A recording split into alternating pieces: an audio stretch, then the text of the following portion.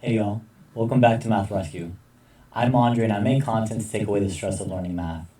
In this video, we're going to solve a logarithm by rewriting it into exponential form so you can find the answer without a calculator and actually understand what the log is asking. Take a deep breath, we're going to take this slow, break it apart step by step, and make it feel super easy. Let's talk about it.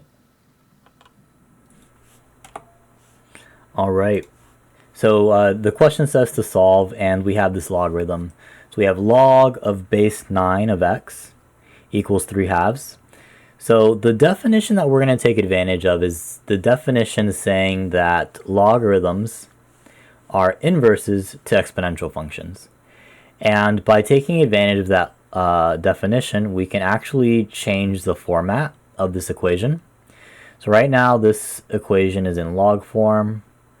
And what the definition actually allows us to do is put it in exponential form. And you'll see that this is a bit of a theme with these types of problems. If they're not able to be solved in one form, usually you can convert it and solve it in the other form.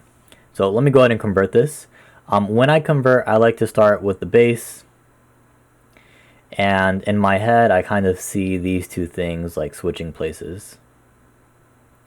So it becomes 9 to the 3/2 power, and then it becomes equal to x. All right, from there, we can go ahead and start using our rational exponent properties on the 9. So I can write that as 9 to the 3rd power, and it becomes a square root with an invisible 2 right there. Actually, what I want to do to make this easier on my brain is I'm going to put the 9 here, and I'm going to put the 3 on the outside. And that's totally legal. What I'm just doing is I'm just taking advantage of exponent properties.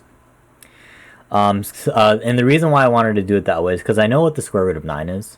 I know the square root of 9 is 3. You didn't have to do it this way. There's different paths you could have taken to get the answer. I just like to take the paths that make the most sense for the mental math that I'm good at.